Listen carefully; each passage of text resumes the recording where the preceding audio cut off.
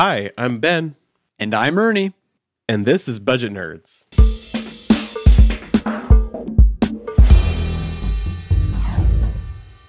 It was all in your mind. You are not alone. No, you are not. Well, today, Ernie, we are going to talk about probably one of the most interesting features in the YNAB app. Let's talk about targets. We're going to do a full-on breakdown, talk about some best practices, some things, tips and tricks that you can try, all about those targets on all your categories. And friends, it doesn't get any nerdier than talking about targets, honestly. Yes. So my recommendation, if you're a new YNABber, you're just getting started, maybe hold off on watching this episode, listening to it, because all right. we're getting into the weeds. And I honestly, I don't want anyone to feel overwhelmed with Target, because there's a lot here. There's a lot of nerdiness to unpack. Well, I said in a recent episode, I think the targets have gotten a little complicated. I think we can all acknowledge that. And I wouldn't be surprised if we did yet another overhaul to make them simpler. But in the meantime, let's talk about them. Let's do a breakdown of every single one that is available in the app, including all the debt ones, all the obscure ones you might not even know about. And then we'll go from there. All right, first off, what are targets? Oh yeah, we should probably explain what. Yeah, we're going to start. What even is this? We'll set the foundation. The way I like to describe them in workshops is targets tell the category how much money you want to put into it or need to have in that category, and then when you want that money by each month. Yeah. I like to use the envelope analogy, like using YNAB as like if you put all your money on a kitchen table and then grabbed an envelope and wrote groceries on it, that's your grocery envelope, and you stuff it full of cash, you take that. The idea is you only spend out of the designated envelopes, right? Yes. Targets, if you're keeping in that envelope analogy, targets are like writing down how much you need to put in that envelope every month. And that's all there is to it. But we do it digitally, which means we can do lots of fancy math. And that's what it's all about. So then when you add that target, if you turn progress bars on, you can look at your category. You see, all right, here's the priority. Here's how much this category needs. Here's when the category needs the money by. And then if you whether or not you have enough available, YNAB will alert you with a color. So if the category available is yellow, you still need to put some money into that category. And if it's green, you funded it. You've got the money that you need set aside for this month. Yeah, and that's one of the biggest benefits, is just to let you know when a category's underfunded, which means it doesn't have as much money in it as you said that you wanted. And that's all there is to it, really. But it's also really great because it lets you do a little bit of forecasting. I mean, that's the F word here at YNAB, right? We only assign money that we actually have right now, but you can plan ahead a little bit. And Ernie and I have talked about this at length.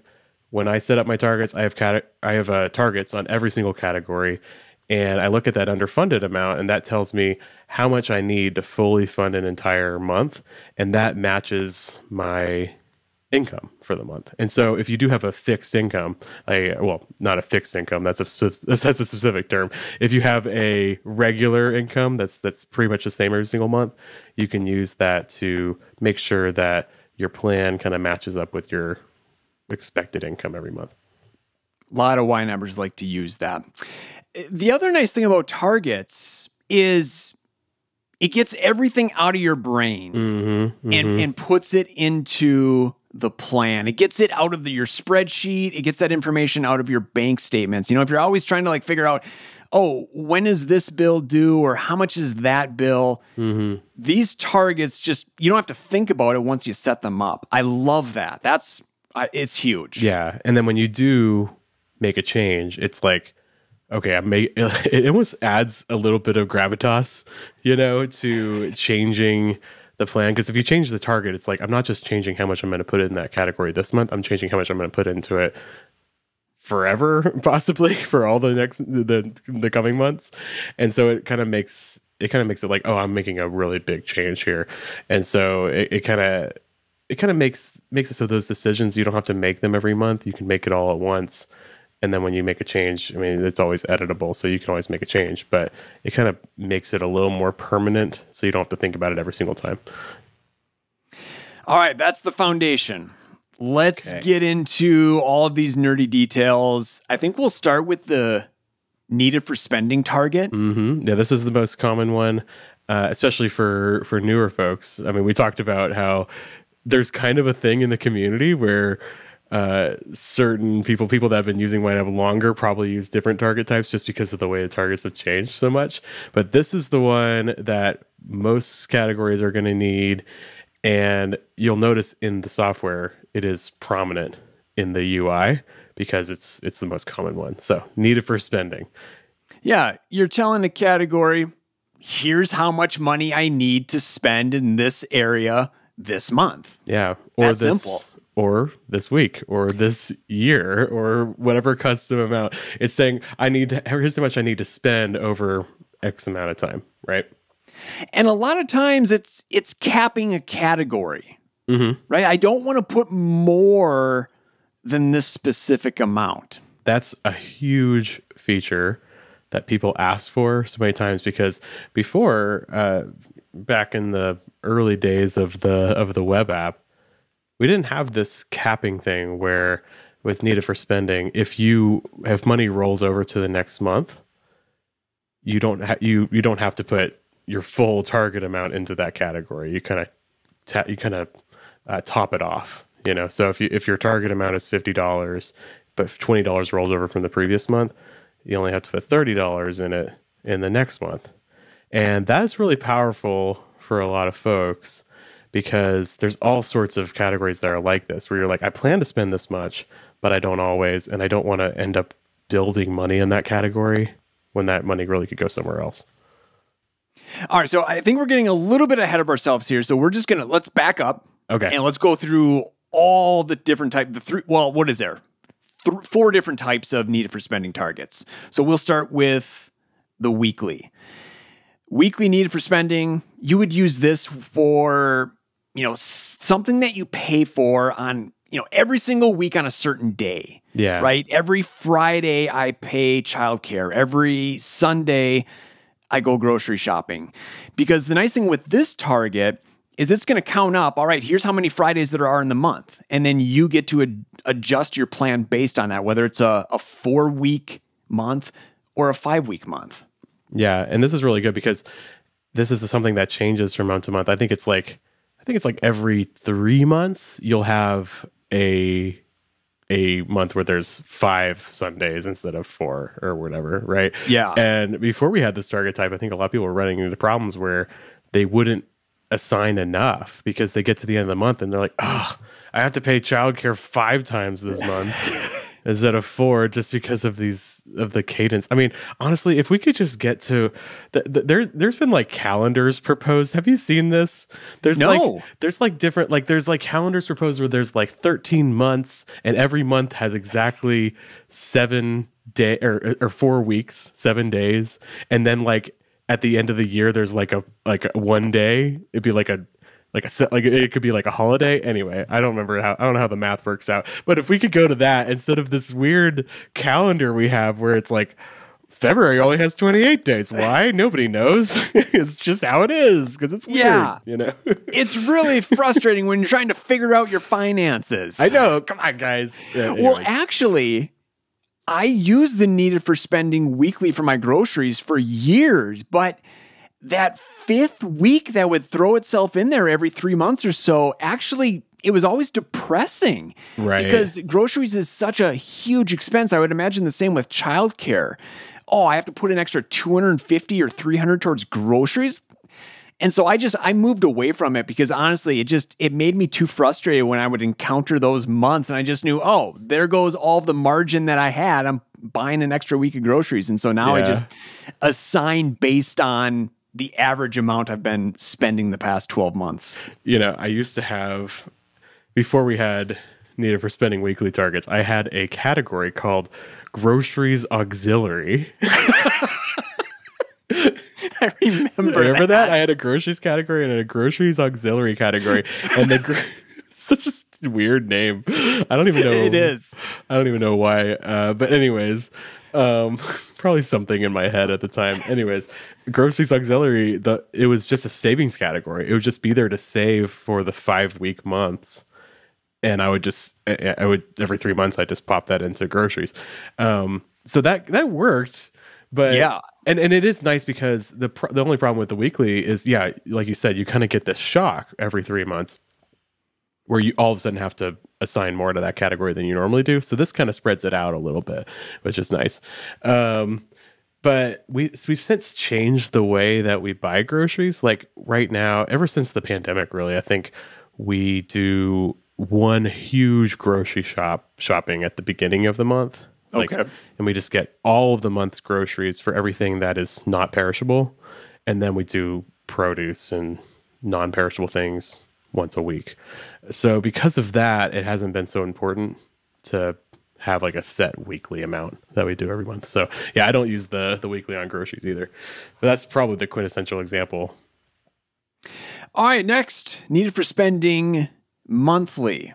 Nice thing about this is you can tell that target, here's when this monthly bill is due. Yeah. And I will say that the date really doesn't impact anything. It's just for informational purposes. Well, it does impact if you use underfunded, if you use the auto assign, and it's YNAB's smart about, hey, right. what categories should be prioritized. It does affect that. So if you're using the underfunded button under auto assign, the date actually does matter, but otherwise it doesn't really matter. Yeah, I'm glad you brought that up. But yeah, if the bill is due the 17th and you haven't funded it by then, you're not going to get any kind of like extra alert outside of the yellow category letting you know that it needs money. Yeah, and you do see it in the progress bars. I mean, that's another thing that's nice about the weekly goals is it affects the progress bar. You kind of get like a pacing. You get like a little break in the progress bar of like how many weeks there are and how far you've gotten. And so you kind of get like a pacing thing. And yeah, if you have progress bars on, you do see, hey, you need this much by the 17th. So you can kind of have a note if you're not a month ahead yet and you need to see what categories need to get prioritized. So that's nice. But yeah, as far as the behavior of YNAB, like setting the amount that you need every month, the date doesn't matter. Then there's also needed for spending yearly. So capped amounts for expenses that you are paying over time. You pay the car insurance premium every 12 months. That I mean, that's pretty obvious. Here's the one that slipped my mind that I think is brilliant. If there's a non-monthly expense that you want to cap, say clothing, I want to spend $600 in clothing every single year, you would set that target for needed for spending yearly. Due date would be anytime in December. That day doesn't actually matter, and just have that repeat every single year. So then YNAB's going to break that yearly amount up into monthly amounts. In this case, it would be $50 over 12 months, right? If my math's correct. Right. And then if you ever overspend, it doesn't impact that capped amount. Right. So it helps you stay within that yearly amount that you have. Okay. So And you're I kind know of doing there's a yearly plan for that. Yeah. There's a lot of YNABers who have those yearly plans for some of those non-monthly expenses. That's something I never thought about. That's really cool. Yeah, because then, I mean, you could always assign if you needed to spend more than. I mean, like, what if you like spent $600 in January and you're like, oh, that's it for the year, you know? I mean, I guess you could always adjust it, or you could always assign more there if you want. But it's just kind of you're no longer going to be prompted to assign more there. Yeah, for the rest of the year, and that's kind of interesting. Because I think the workaround is if there's a different type of target and you spend more than that, they just kind of make a mental note not to assign as much in the future months, or maybe just next month. But YNAB will keep track of it all for you using that needed for spending yearly target. Interesting, yeah. And the quintessential use case though is anything where you need to save money for a extended period of time. Well, in this case, a year, but you also need to spend along the way too. Yes. I'm glad you mentioned that, Because that's the whole key here is as money is getting set aside, it can be spent. Yeah. And that's the same thing with the custom cadence too. So like, I mean, probably a really good example is Christmas or December holidays. You can say if you want to spend, let's go 600 again, because that's nice math. So if you want to spend $600 on Christmas, you save $50 every month. But if you wanted to buy something in July, the spending that you do in July, because some people do this apparently. We got comments in one of our one of the Budget Nerds episodes. They're like, I buy Christmas presents all year, and I'm like, man, you are on it. Because I think I said something like, oh, when Christmas shopping starts in November, then blah blah blah. They're like, oh, Ben, I do it all the time. I wish I was that person. I know. I'm not that person. Although I will say, my wife has a birthday coming up in like 4 days, and usually I'm like scrambling for a gift for her like right now. But I bought her gift like 2 months ago, and I'm really proud. It's like sitting under my desk right now. So anyways, this must be one of the few times where she's not next to you as you're recording. She is actually. She's right over there. She knows it's there, but okay. But she likes surprises, so she's not going to peek. But yeah, anytime I can buy a gift ahead of time, man, nothing makes me feel more like a boss. yeah. But the problem is if you use another target type, where the spending is taken into account, it would prompt you to actually assign more, and that's not what you want. You want to still keep the regular monthly target, even though your spending is happening, so you can save and spend along the way. So yeah, we mentioned you mentioned the custom. Yeah. So 3-month water bill, 6-month car insurance, every 2-year magazine subscription. This could also be for those one-off events. You have new baby coming, a wedding in a couple years. Right. Yeah, and I use this quite a lot for. Yeah, like you mentioned 6-month car insurance. That's how often I pay my car insurance and some other bills too. So I do it for that. And mostly the reason why I do that is for the repeat function, because you can say, hey, I want to spend X amount every 6 months and just set it to repeat every 6 months. So once the target is complete, it would just create it again in the next month, and you just keep right on rolling, which is really nice. All right, something key when you have a target repeat, specifically when you have that needed for spending target repeat, you want to set the due date for the month you're spending the money.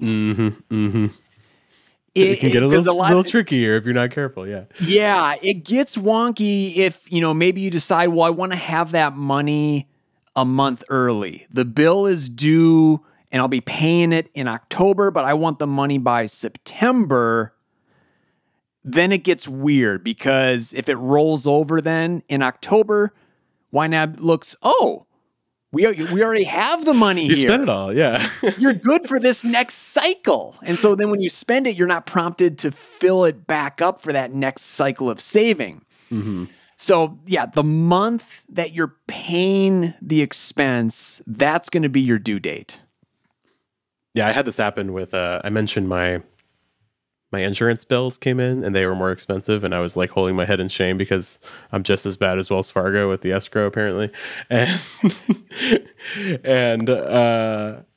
it technically the bill was due on August 1st and it would come out on August 1st automatically, but I always go in and just pay it as soon as they give me the new policies,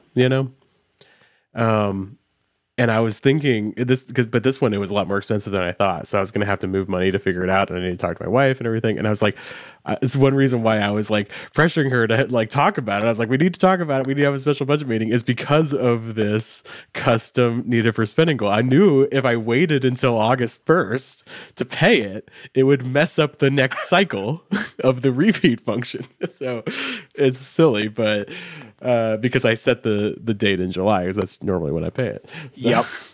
And truthfully, I probably could just backdate it one day and it would be fine. That's what I would have done. That's what I would have done. Yeah. Mess with the transaction, not the target. Yeah, exactly. It's not that big a deal. So those are the needed for spending targets. A couple considerations. I know a question that I get a lot in workshops is, can these work if you have variable amounts? If my gas and electric is variable every single month, and I say absolutely. The thing that you have to do there is for the target amount, you're just going to have to set that to like the highest amount that you expect to pay. Right. So if you have that information available, maybe look through a couple months worth of bills. That's the highest amount's your target amount, and then maybe even give yourself a little bit of a buffer. That way, YNAB is always going to get you to that high point every single month to make sure you have enough to cover. Yeah. And the amount that you actually fund in that electric bill category, for example, is actually going to match what you spent in the previous month. So you'll always kind of top it up if you do it that way, which is pretty cool. Pretty cool. But, and this is where we're getting really, really nerdy. I don't go down this rabbit trail in workshops, but if that variable amount swings greatly, and I'm thinking the electric and gas bill here in Wisconsin, I mean, super high in the winter. Even more than me, yeah.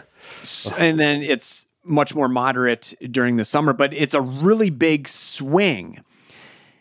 If I were to use a needed for spending target in the winter months, in the cold months, I'm putting a lot into that category every single month. And so I've opted to instead put an average amount in that I can kind of rely on. That way, there's not those big swings in the assigned amount every single month. I do the same thing. I'll hold off, but I use the monthly savings builder type for that. So when we get there, I'll talk about the way I do it. I do it the same way, but I think we can when we get there, we can mention it again. All right. And then the only other thing I wanted to say about need for spending is those targets, the need for spending targets don't recalculate until the first of the month. Oh, yeah. And we've talked about this in numerous episodes. But, if you're doing any assigning into a future month, you're looking at your September plan, you get a paycheck in September, you move over to October, the needed for spending targets are going to be exactly, what they are, right? They're not going to recalculate based on what you currently have in those categories until the month rolls over. It's that new month. Yeah, and that's why a lot of folks like to use a holding category, wait till the new month actually starts, and then assign the money. And this is it's interesting because a lot of folks are like, oh, why don't you just go ahead and calculate that top off amount right away? And this was a tricky trade-off. And in software development, there's always these trade-offs. Like, okay, really logically, I can do one thing or the other. And so the problem was, okay, if we calculate that top-off amount, so if we change the target in the next month based on the spending in the current month, you could end up assigning too little, a too small amount in the next month. And then when the new month rolls over, if you've done some spending, you end up with not enough money in that category, and that's not good. Or if you do it the way we do it, where we wait until the new month actually starts and then do the calculation, you could end up assigning too much in that category, right? Which is also much rather prefer that. Yeah, it's not ideal, but I'd much rather folks assign too much to a category than too little. And this is the way I do it. I mean, a lot of folks, like I mentioned, they use a holding category, they wait until the new month starts and then they assign the money. I told you I tried that for a little while, but I hated it. So now I just go ahead and I assign money to the next month.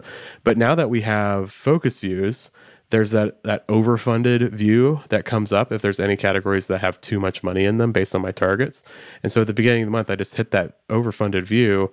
I see all the targets that are there, and I just sweep all that extra money to my margin category, where my wife and I, when we have a budget meeting, will distribute that money. So that's the way I handle it. And it's worked pretty well. Nice. Yeah, those focused views make that overfunded workflow so much more desirable, because before you saw that you were overfunded, but you had no idea you had to click through every single category to find it, and it was not working. Yeah, now not only do you just get a fine list of all the categories that are overfunded, but you also are alerted to the fact, really obviously, that you do have categories that are overfunded, because the overfunded focus view does not show up unless there are overfunded categories, and that's it's kind of an alert and a filter. It's nice. So I love it. So elegant. So elegant. Okay, that was a lot. All right, we did the needed for spending. Now it's all downhill from here, Ernie. That's Seriously, the most complicated one. I feel like we could get through the next two in 5 minutes, but knowing us, we're gonna stretch it out to probably 30 more. We'll get nerdy with the rest too. So, okay, savings balance, and there's two variations on savings balance. So, all you're saying with savings balance is, YNAB, I want to have X amount in a category. That's all you're saying. You're saying, I just want to have $1,000 in my emergency fund category, right? And it's really good for things like an emergency fund, and anything where you're saving a lot of money and you're going to spend it all at once, like an emergency fund, a down payment on a house. That's a good one too, where you don't need to spend along the way at the same time that you're saving. It's really great for that. Yeah, and you can use the by date option if here's when we want to buy a house by. Or actually, maybe that's not a great example because, boy, that can change. Maybe it's like, here's when I need a new roof by. Yeah, but big projects like that. That's what I use that for. Yeah, so if you have no date on the savings balance target, you actually won't get a yellow alert because you haven't told YNAB how much you want to put into that category every month, so you won't get an alert that it's underfunded. But if you have progress bars turned on, you will get a little notification that says, "Hey, this needs." I think literally what it says is, "This needs $100 eventually." Eventually, I think that's elegant. I don't know. I like that too. It's poetic. I like the word eventually. It's nice, and it is kind of like, yeah, eventually, And I use this on my emergency fund category because I want a certain amount in my emergency fund category, but I'm not like super. I don't really care that much to fund it every month and like make sure I get there. So, but it is nice to like have a note that, hey, your emergency fund is down by $300 or whatever it is. And so when I want to, I can put some money in there and shore it up, but I'm not like in a big rush. So that's when you want to have no date on there. Yeah, I use the no date for a number of those Rule 2 non-monthly expenses, primarily because I'm not funding every single category right every month. And I don't want that yellow feedback. That's a good point. Because I know I'm not putting money in this category. I'm not putting money in home maintenance or auto maintenance. I'm going to wait till there's a windfall coming up. Then I'll put some money in the category. So yeah, don't give me the alert. Just tell me that I need this money. Remind me that I need it eventually. Yeah. And also you have a note of like the max amount that you want in home maintenance. Yes. And because if you have progress bars turned on, it'll fill up to green. And once the progress bar is filled up to green and it says you don't need any more money here, it's fully funded. When you do get that windfall, oh, I can skip that category because it's good. So, yeah, and what some nice. YNABers do, probably not a whole lot, but I think this is one of those little tricks that people do if they want to, they have the amount that they need, but they want to be alerted if it ever dips below. They set the date to way in the future. 2071 or something, I think, is the furthest ahead you can go right now. Right. Yeah. So if you have like a $10,000 emergency fund and you happen to use some of that money, then the next month or even that current month, it'll turn yellow, and just as a reminder to top it back off. Yeah. And Ernie, you used that on credit cards for a while as a way to alert you if the credit card payment category ever dips below the balance on the card. So you can always pay in full, which is a fun little trick. Yeah, I set that date way in the future. And then when it was yellow, I was like, oh, something's off here. Yeah. And it's so useful. We have some teams. I don't know if I can say this, but I'm going to say it. We have some teams that are working on instituting that as like an actual software feature. So I always love it when like a workaround kind of becomes like an actual software feature, because it's like the community kind of makes it happen, So yeah, there's something that we're working on cooking up right now for you guys for that, and we'll talk about it when it comes out, I'm sure. Oh, absolutely, because it's an exciting one. I like it. All right. Well, I guess we should say the by date. If you add a date to it, then it will prompt you. It'll actually do the math. So if you say like, I want to have $6,000 in this category in 12 months, it'll say, okay, you need to put $500 aside every month to do that. Yep. So and what's that's really nice. helpful is YNAB will automatically recalculate that amount you need to put in every month based on what you're actually assigning. Yeah. So if you sign a little more there, next month it'll prompt you to put a little less in that category. If you sign less than the target, next month it'll prompt you to set more in there. And I really like that. Or if you spend on it at any time, the spending does affect the target. So it'll prompt you to catch up. Because what you're saying is, if you say like, I want to have $600 in this category by December, you're saying no matter what happens, I want to make sure that there is that available amount reads $600 when December comes around. And so it's going to do whatever it needs to do to get you there. Yep. So spending takes away from your progress. I think it's one of those elegant little features. I think it's really cool. Boy, the more we are talking about targets here, I'm like, oh man, I love targets. And now I want to go into my budget and just start implementing a whole bunch of different types. You probably actually will. And I will say I will and won't. So there you go. One other little tidbit I want to say about, well, all of these targets, but especially the savings balance, is it's not connected to any kind of account. I think there's some kind of, there could be a confusion there, especially for new YNABers. Hey, I have this emergency fund account, and how come when I put money in that, it didn't impact the emergency fund category? Well, there's no connection between that account and that category, or that account and that target. Yeah. So it's all on the category side of things. Yeah, the targets don't connect to the accounts at all, except for when it does, and we'll talk about that in a little bit with debt targets. But we should move on before we get too in the weeds there. All right, this is the simplest target type ever: monthly savings builder. You just tell YNAB. This was the very first target. Right? Yeah, we called it a monthly funding goal back then. I remember I have that ingrained in my head because I was doing a lot of workshops when that was the target type. But we changed it to monthly savings builder to be a little more to kind of signal, hey, this is about savings, right? So yeah, this is just, there's no math happening. You know, there's no fancy like dates or repeats. You're just saying, hey, YNAB, I want to put $100 in this category, no matter what, for the rest of time, and just every month tell me to put $100 in there, and it's real nice and simple. I do like this one a lot. You could build an entire template just with the monthly savings builder, and I'm sure there are folks that do that. In my personal budget, it's really good for those unpredictable Rule 2 true expenses. You know, I don't know how much the next car repair or home repair is going to be. So I'm not going to focus on when, I'm not going to focus on that total amount. I'm just going to focus on a monthly amount that I want to put in.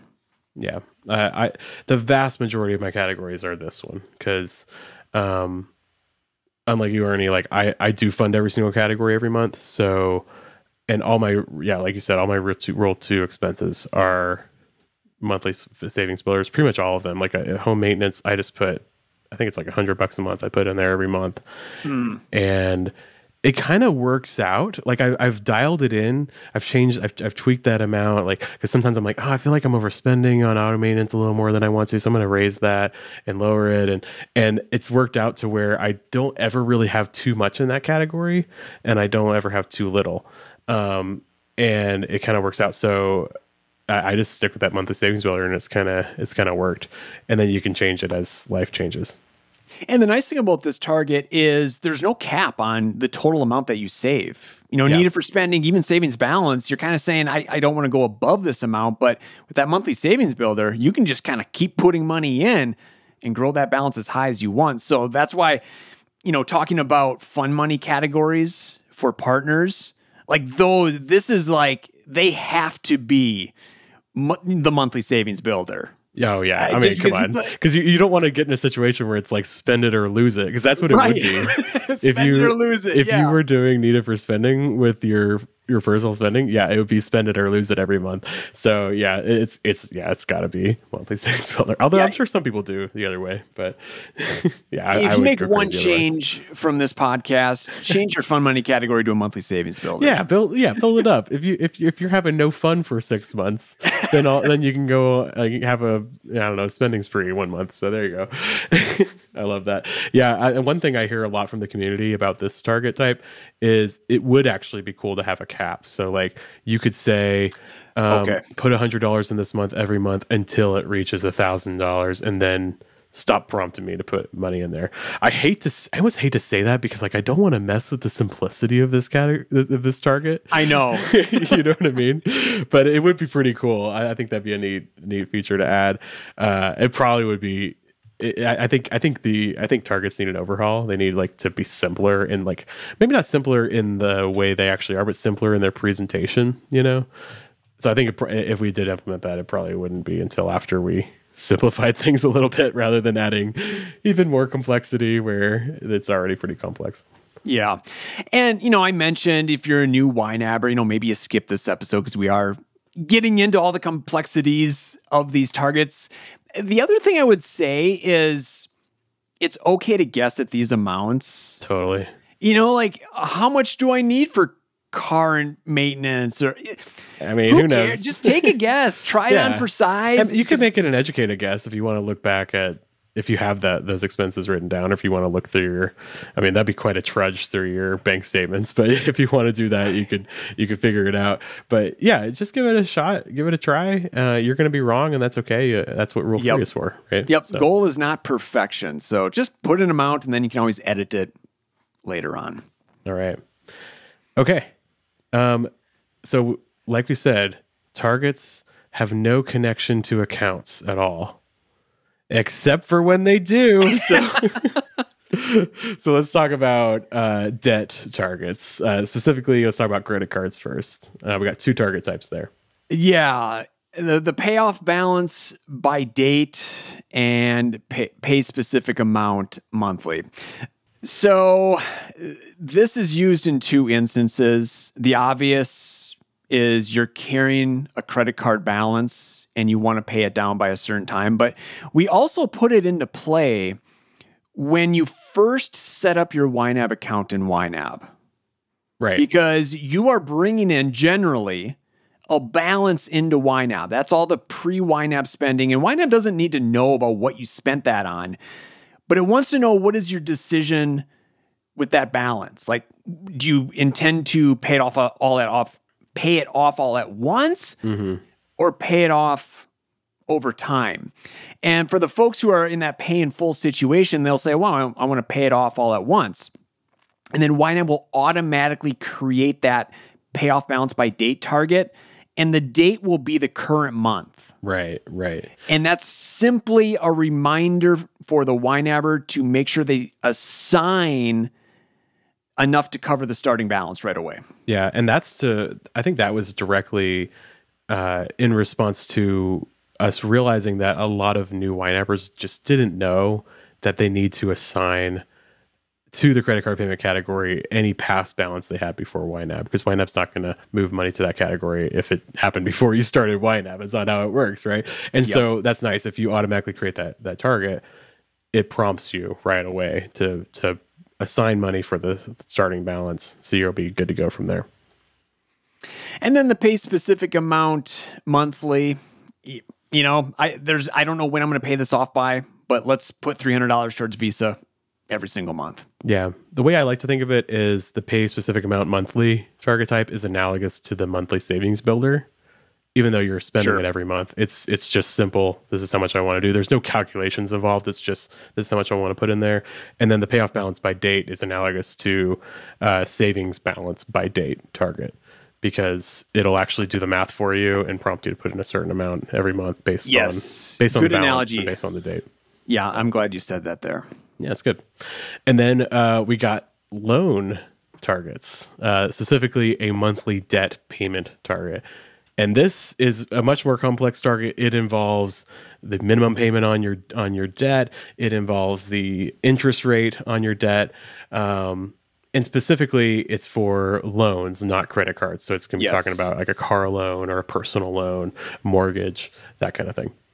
And really, to get all those calculations, you need that category with that target connected to the loan account. Mm-hmm.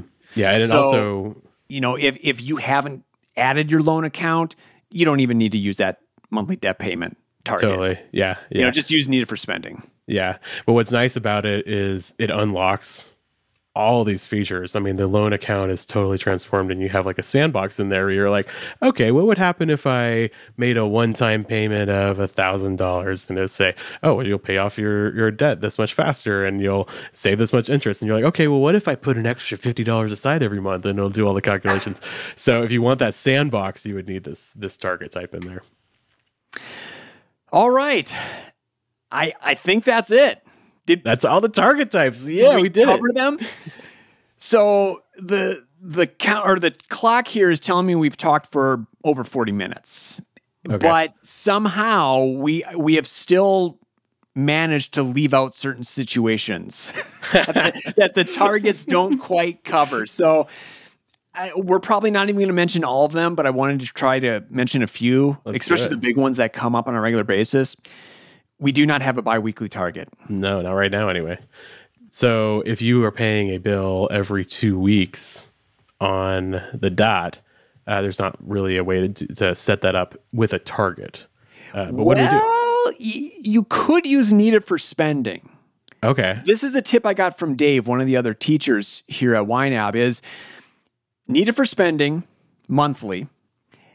The target amount is how much you're going to pay when you have 3 payments. Okay. So if you pay $600 to the mortgage every 2 weeks, the target amount would be $1,800. So then every month you're assigning at least 2 payments, $1,200. Okay. And then you're adding, because you're going to have that yellow alert. That's your reminder. Hey, I need to get myself to the 3 payment month. Right. You're going to be adding a little bit extra. And then that extra carries over. Right. And you keep adding a little bit more until you do have enough for the 3 payment months. And so you'll always be, and the 3 payment month is going to come around every 6 months. So you'll always be ready for that big amount. Yeah. Another thing you could do is, instead of setting a target, you could set a scheduled transaction. Yes. Because there is a every 2 week option on a scheduled transaction. And that will actually prompt you, if there's a month where there's going to be 2 bills because you're paying biweekly, it'll prompt you to budget double that. Now you will have that big hit where it's like, oh man, I gotta put double the amount that I normally do in this category, but at least it's going to be prompting you every time to do that. Yeah, that's the downside, is it can sneak up on you with the scheduled transaction and surprise you. Oh, this is the month where I have 3 car payments. Yikes. Right. But if all you want is the alert that you need to prompt you to put more money in there, then that's a good option. Yep, absolutely. Another one we come across a lot, every 6 weeks. I forget what the examples I've heard, but yeah, it's not very often I hear about a bill that comes in every 6 weeks, but it does happen. Here's how I approach it. You tell me if you do the same thing or something different. I get super nerdy with the math. So every 6 weeks, I would divide 6 by the number of weeks in the year, 52. Mm-hmm. Or would it be 52 divided by 6? Yeah. Yes, that one, yeah. And that gives you how many times it's going to occur. And I think it's like 8 point something. Mm-hmm. I would then multiply that number by what I pay every 6 weeks. So that gives me my yearly total.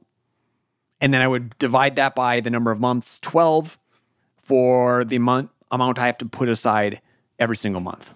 There you go. So you just do the math yourself a little bit. Yeah. I do this a lot, not even with weird cadences like this. Like I'll often, because I love that monthly savings builder target type, I'll often do the math myself and just tell YNAB how much I want to put in there. So yeah, sometimes you just need to do the little math yourself, and it's okay.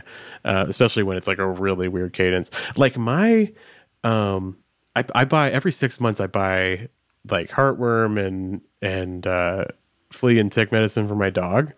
And I do it every 6 months, but it's really annoying because you're supposed to give her a pill every 28 days, like every 4 weeks. And I'm like, guys, can you just make it every month? Like, because you're messing with my budget here, you know? And so I don't know. I guess technically there's 2 or 3 days where just the ticks can just have at her, because because I'm not following the exact prompting. But like, they're like, give your dog a pill every 28 days. And I'm like, I'm not going to do that. I'm going to give it to her on the first of the month because that's how I'm going to remember to do it. And also it's not going to mess up my budget, you know, because otherwise I have no idea how I'd even save for that. You would build a spreadsheet like I would you build always do. and I'd be like, until 2028, I'm gonna, once we get to January 32nd on 2028, it's gonna go overfunded. Anyways, yeah, we're not gonna mess with that. I just say, all right, dog, sorry, you're gonna have 3 days where your medicine doesn't work. I think it'll be okay. You're gonna be okay. Yeah, totally.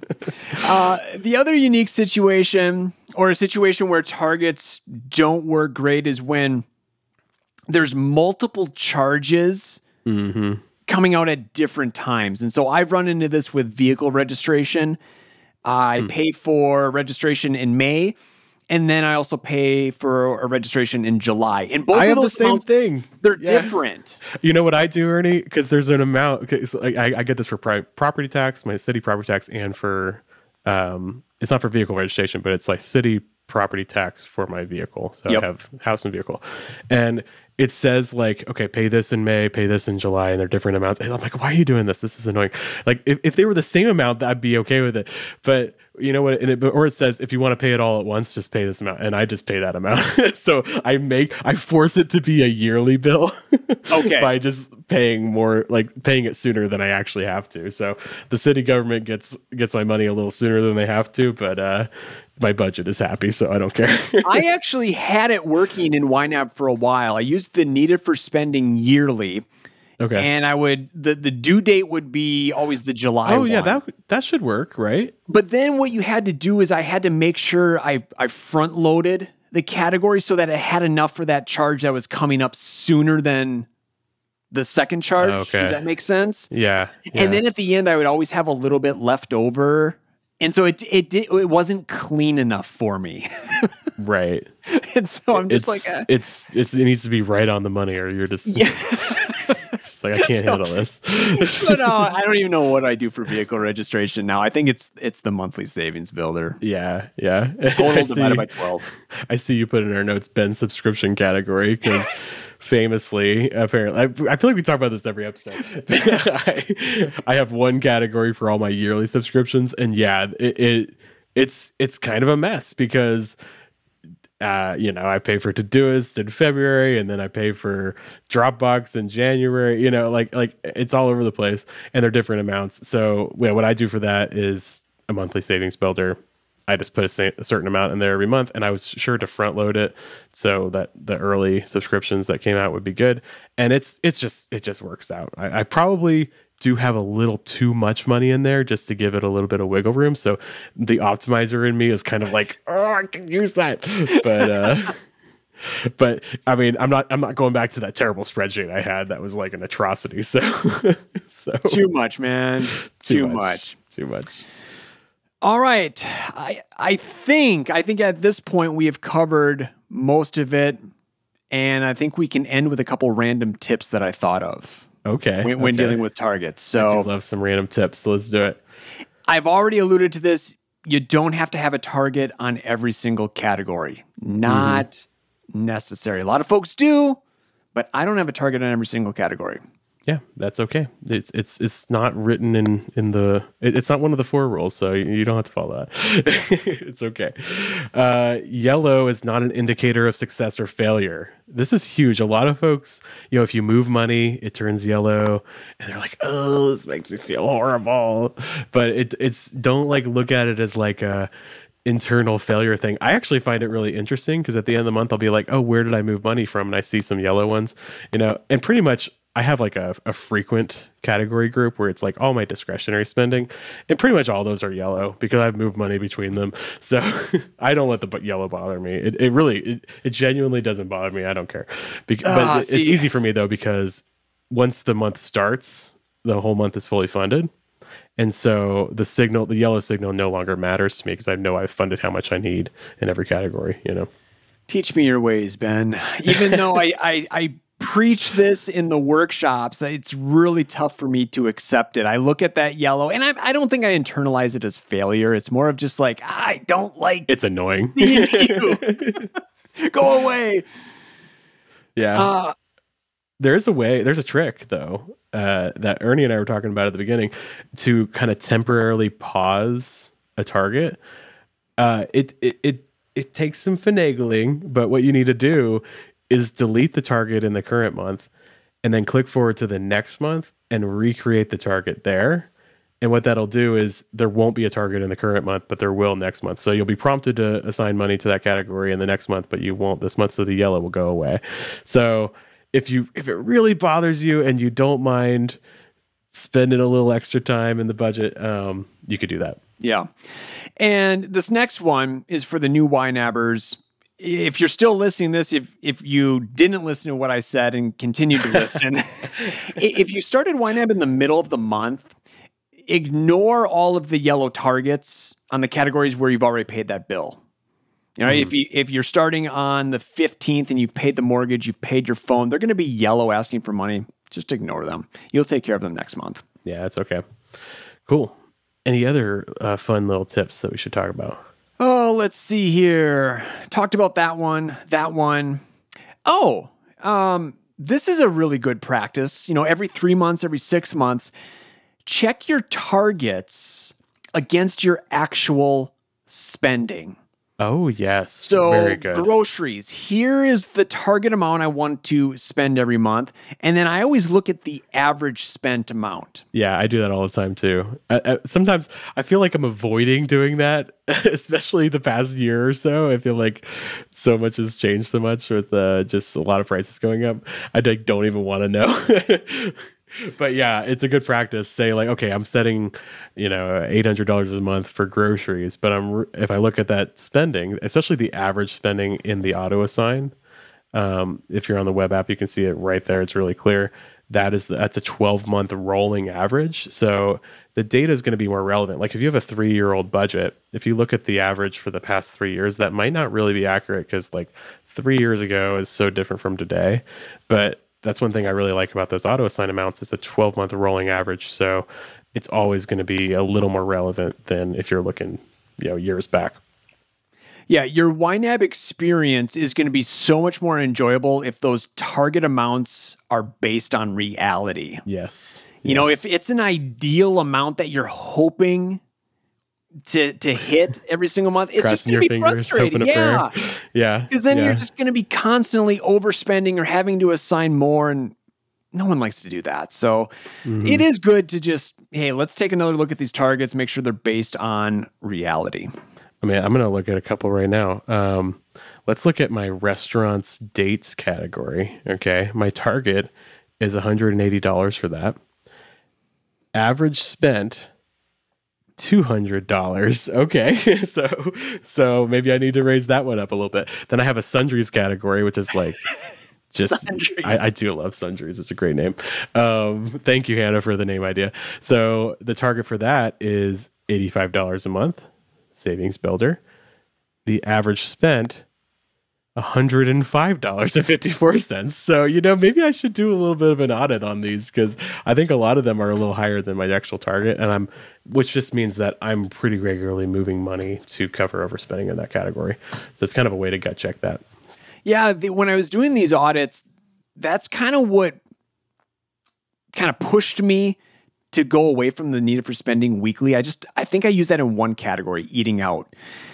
Because I would look at how much I'm spending on average and then comparing that to this weekly amount, which I would have to then calculate, okay, monthly, but then every month it was different.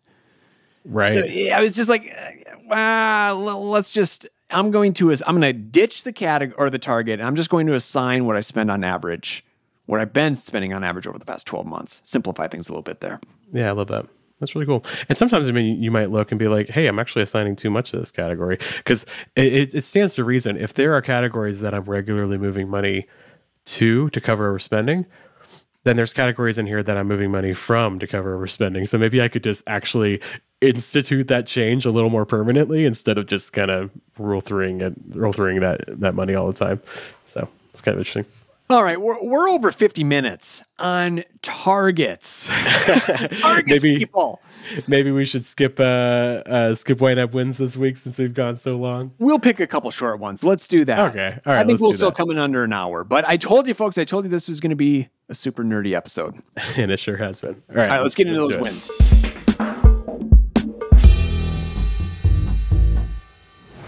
All right, my YNAB win comes from Kirsten. Kirsten wrote in on the real life debt pay down episode that we did, I don't know, months, years ago. I don't remember. Kirsten says, my YNAB win. 2 years ago, I had no budget, was living paycheck to paycheck, and was $75,000 in debt. I now have a budget, savings, and have paid off $52,000. I'm on schedule to have everything paid off by March 2024. That's coming really soon here.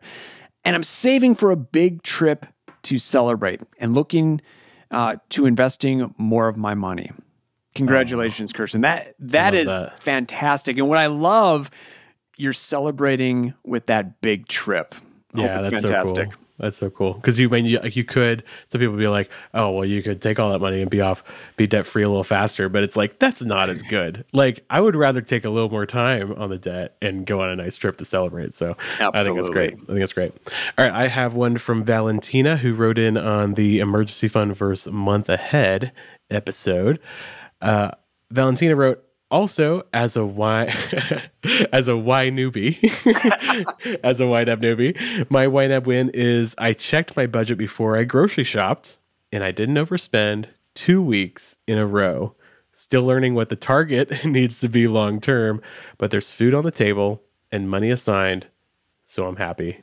Love that. And you know what? That's the bottom line here. Don't worry too much about getting the exact right perfect target.